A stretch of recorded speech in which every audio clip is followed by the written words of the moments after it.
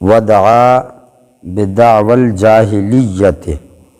حضرت عبداللہ رضی اللہ تعالیٰ عنہ روایت کرتے ہیں کہ حضور اکرم صلی اللہ علیہ وسلم نے ارشاد فرمایا کہ رخساروں کو پیٹنے والا اور جو گریبان چاک کرے اور جو جاہلیت کی باتیں کرے وہ ہم میں سے نہیں ہے، یعنی میت کے رونے کی بات ہو رہی ہے۔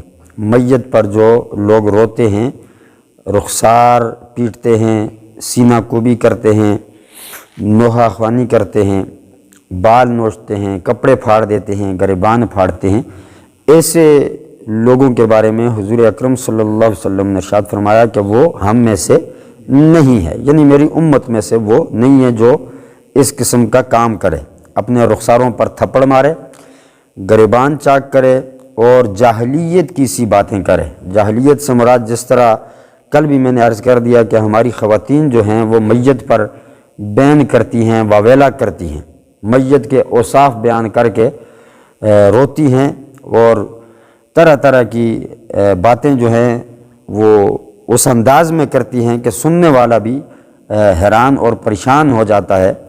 تو یہ چیزیں حضور اکرم صلی اللہ علیہ وسلم نے منع فرما دی کہ جاہلیت کے اندر ایسا کام کیا جاتا تھا۔ اور کل والی روایت میں نے عرض کیا تھا کہ حضور اکرم صلی اللہ علیہ وسلم نے ارشاد فرمایا کہ میت پر جو لوگ روتے ہیں ان کے رونے کی وجہ سے، یعنی عزیز و اقارب رشتہ دار جو اس کے روتے ہیں ان کے رونے کی وجہ سے میت کو عذاب ہوتا ہے۔ تو یہ ساری چیزیں پھر اس میں آ جاتی ہیں۔ اگر کوئی اپنے رخسار پیٹتا ہے تو اس کی وجہ سے بھی میت کو تکلیف ہوگی، کوئی گریبان پھاڑتا ہے اس کی وجہ سے بھی میت کو تکلیف ہوگی، کوئی واویلا کرتا ہے، آہ و فغان کرتا ہے، ان تمام باتوں کی وجہ سے میت کو تکلیف ہوتی ہے۔ اور بعض روایات کے اندر بالکل صراحتاً حضور نے فرما دیا کہ اس کو قبر کے اندر جو ہے وہ عذاب دیا جاتا ہے پھر لوگوں کے رونے کی وجہ سے۔ اس لیے حضور اکرم صلی اللہ علیہ وسلم نے پیٹنے سے اور رونے سے منع فرما دیا۔ رونا کس قسم کا؟ آہ و فغان کر کے، آواز کے ساتھ بین کر کے رونے سے حضور نے منع فرما دیا، جس میں یہ ساری باتیں آ جاتی ہیں۔ خاموشی سے رونا اور غم کا اظہار کرنا یہ سنت ہے۔ وہ میں نے کل عرض کر دیا تھا کہ حضور اکرم صلی اللہ علیہ وسلم اپنے نواسے کی میت پر غمگین ہو گئے اور آنکھوں سے آنسو جاری ہو گئے۔ تو صحابی نے عرض کیا کہ یا رسول اللہ یہ کیا؟ آپ تو ہمیں صبر کی تلقین کرتے ہیں تو خود آپ رو رہے ہیں۔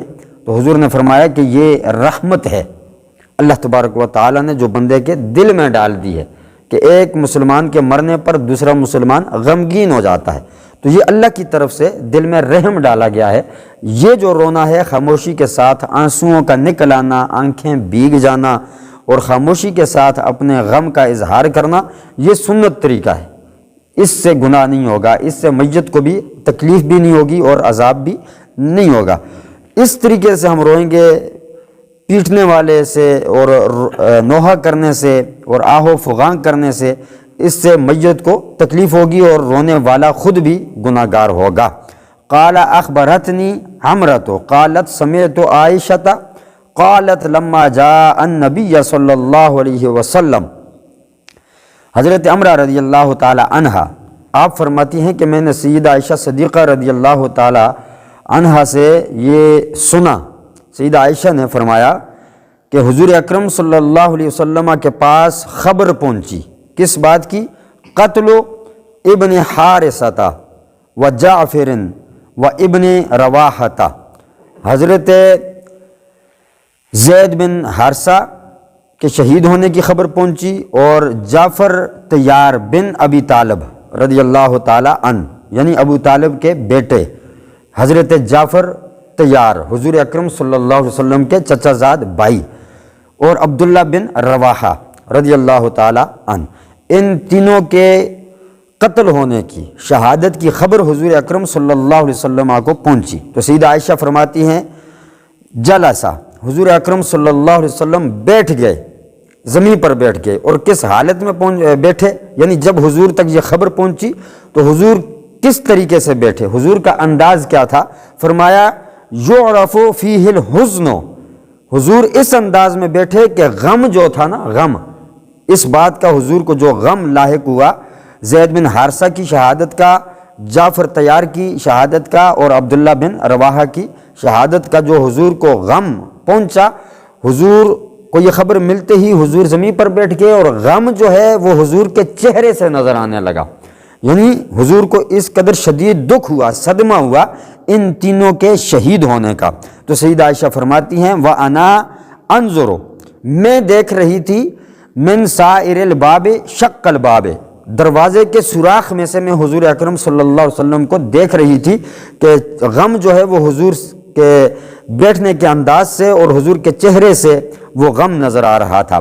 فَأَتَاهُ رَجُلٌ، تو ایک شخص حضور اکرم صلی اللہ علیہ وسلم کے پاس آیا، فقال ان نساء جعفر وذکر بکاءہن، تو ایک شخص آیا اور اس نے آ کر عرض کیا کہ یا رسول اللہ، جعفر طیار کی بیوی وہ رو رہی ہے، یعنی وہ بھی رو رہی ہے اور اس کے علاوہ باقی جو خواتین ہیں وہ بھی حضرت جعفر طیار کی میت پر جو ہے وہ رو رہی ہیں۔ تو حضور اکرم صلی اللہ علیہ وسلم نے فرمایا فَأَمَرَهُ أَن يَنْهَاهُنَّ، جاؤ اور ان کو منع کرو، رونے سے منع کرو کہ نہ روئیں۔ حضور نے حکم دیا اس بات کا کہ جا کر ان کو منع کرو۔ فَذَهَبَ، وہ شخص گیا، جا کر منع کیا۔ ثُمَّ أَتَاهُ الثَّانِيَةَ، وہ پھر دوسری مرتبہ واپس آیا۔ لم یطعنہ، وہ پھر واپس آیا اور آ کر اس نے عرض کیا کہ یا رسول اللہ، عورتیں نہیں مان رہی ہیں، یعنی حضور نے بھیجا کہ جا کر عورتوں کو منع کرو، تو اس نے جا کر منع کیا، عورتوں نے اس کی بات کو نہیں سنا۔ وہ پھر واپس آیا حضور کی بارگاہ میں کہ یا رسول اللہ، وہ خواتین تو میری بات نہیں سن رہی۔ فقال انہن، حضور نے دوبارہ فرمایا کہ جاؤ اور جا کر ان کو رونے سے منع کرو۔ فاتاہ الثالثۃ، وہ تیسری مرتبہ حضور کی بارگاہ میں آیا۔ قال واللہ غلبنا یا رسول اللہ صلی اللہ علیہ وسلم، اس نے آ کر عرض کیا کہ اللہ کی قسم یا رسول اللہ، وہ عورتیں ہم پر غالب آ گئی ہیں، یعنی وہ ہماری بات نہیں سن رہی، ان کا رونا، ان کا غم جو ہے، ان کا غم کا اظہار اور دکھ اور صدمہ جو ہے وہ غالب آ چکا ہے، لہٰذا وہ رونے سے باز نہیں آ رہی۔ فزعمت انہ قال فحص فی افواہہن التراب، تو حضور نے فرمایا کہ جاؤ اور جا کر ان کے منہ میں مٹی ڈال دو۔ بڑا سخت جملہ حضور نے فرمایا کہ وہ جو رونے سے باز نہیں آ رہی ہیں ان کے منہ میں جا کر مٹی ڈال دو، جبکہ حضور خود بھی غم زدہ تھے، خود بھی غمگین تھے، خود بھی حضور صدمے میں تھے، لیکن حضور نے آہو فغاں نہیں کیا، اس بات کی ترغیب حضور نے نہیں دلائی۔ حضور خاموشی کے ساتھ اپنا غم جو ہے وہ اس کو اپنے اندر سمونے کی کوشش کر رہے تھے، صبر کا دامن پکڑ رہے تھے، کیونکہ چچا زاد بھائی بھی تھا اور پھر حضور کے صحابہ بھی ساتھ قتل ہو گئے تھے، شہید ہو گئے تھے، تو غم تو حضور کو بھی تھا، لیکن وہ خواتین جو ہیں وہ رو رہی تھیں۔ تو حضور نے فرمایا کہ اگر وہ باز نہیں آ رہی تو ان کے منہ میں جا کر مٹی ڈال دو۔ فقلت ارغم اللہ انفک، سیدہ عائشہ فرماتی ہیں کہ میں نے پھر آگے نکل کر کہا کہ اللہ تیری ناک خاک آلود کرے، اس شخص کو کہا جو حضور کو خبر دے رہا تھا، جو بار بار آ کر کہہ رہا تھا کہ وہ عورتیں باز نہیں آ رہی ہیں، وہ رو رہی ہیں۔ تو سیدہ عائشہ نے اس شخص سے کہا کہ اللہ تیری ناک خاک آلود کرے، لم تفعل ما امرک رسول اللہ صلی اللہ علیہ وسلم، جس بات کا حضور تجھے حکم دیتے ہیں تو وہ بھی نہیں کر سکتا، یعنی حضور تجھے کہتے ہیں کہ جا کر ان عورتوں کو منع کر تو ان کو منع بھی نہیں کر سکتا۔ پھر حضور فرما رہے ہیں کہ ان کے منہ میں جا کر مٹی ڈال، تو ظاہر ہے وہ ایسا بھی تو نہیں کر سکتا تھا۔ تو سیدہ عائشہ فرماتی ہیں میں باہر نکلی اور میں نے کہا کہ تیری ناک خاک آلود ہو، اللہ تیری ناک کو خاک آلود کرے۔ یہ بڑی زبردست ایک بد دعا تھی جو عرب کے معاشرے کے اندر دی جاتی تھی، اس کا مطلب یہ ہوتا تھا کہ اللہ تجھے برباد کر دے، تو تباہ و برباد ہو جائے، بڑا سخت جملہ ہے یہ بھی۔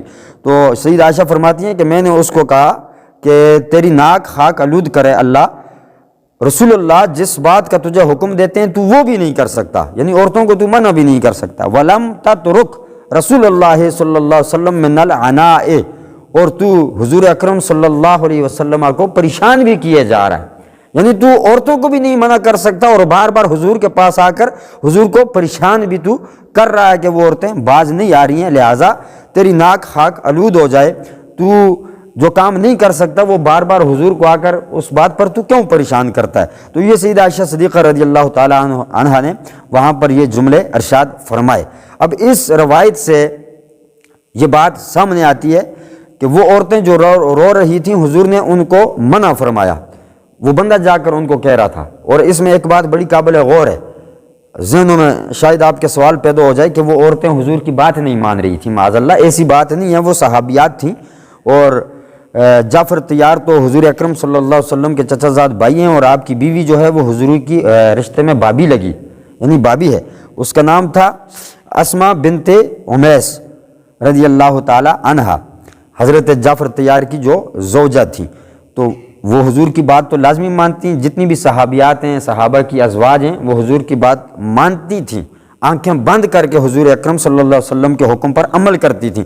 لیکن اس شخص کے جا کر کہنے میں تھوڑا فرق تھا۔ کیا تھا کہ یہ جا کر حضور کا نہیں کہہ رہا تھا کہ حضور منع کر رہے ہیں نہ رو، حضور کا نہیں کہہ رہا تھا، بلکہ اپنی طرف سے ان کو کہہ رہا تھا کہ نہ رو۔